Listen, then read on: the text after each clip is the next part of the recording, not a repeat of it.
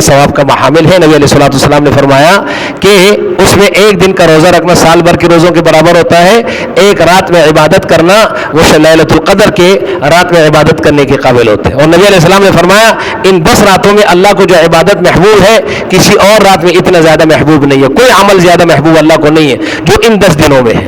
لیکن یہ بات ذہن میں رکھیں، ان 10 دنوں میں عبادت جو ہم عبادت کا نام لیتے ہیں نا، صرف روزے کے ساتھ خاص کرتے ہیں کہ روزہ رکھ لیا یا رات میں تہجد پڑھ لیے، یہ تو ٹھیک ہے، اس میں کوئی شک نہیں ہے۔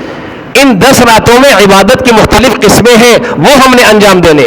وہ کیا؟ آپ نے صلہ رحمی کرنی ہے، پڑوسیوں کے ساتھ اچھا سلوک رکھنا ہے، غریبوں پر خرچ کرنا ہے، آپ نے راستے پر سے تکلیف دہ چیز اٹھانی ہے، آپ نے مسلمان کو خوش کرنا ہے، کسی مسلمان کو پریشان نہیں کرنا ہے، اور آپ نے مسلمانوں کے حقوق ادا کرنے ہیں، اللہ کے حقوق ادا کرنے ہیں۔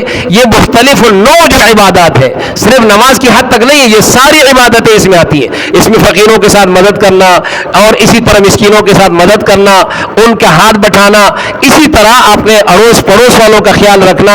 جتنی بھی عبادت ہے، چاہے وہ عبادت آپ کے بدن سے متعلق ہے، آپ کے مال سے متعلق ہے، وہ عبادت اجتماعی ہے یا وہ عبادت انفرادی ہے، وہ تمام عبادات انجام دینا ان دنوں کے اندر یہ جو ہے یہ بہت ضروری ہے کہ ہم ان دنوں میں یہ عبادت کریں۔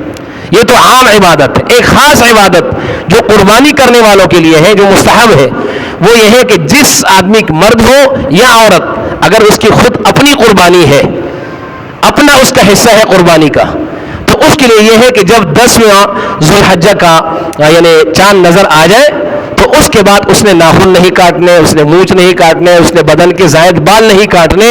یہ ایک مستحب عمل ہے، اور اس پر اللہ تبارک و تعالیٰ اجر و ثواب عطا فرما دیتے ہیں۔ اللہ تبارک و تعالیٰ سے دعا ہے اللہ ہم سب کو عمل کرنے کی توفیق عطا فرمائے۔ وآخر دعوانا الحمدللہ رب العالمین۔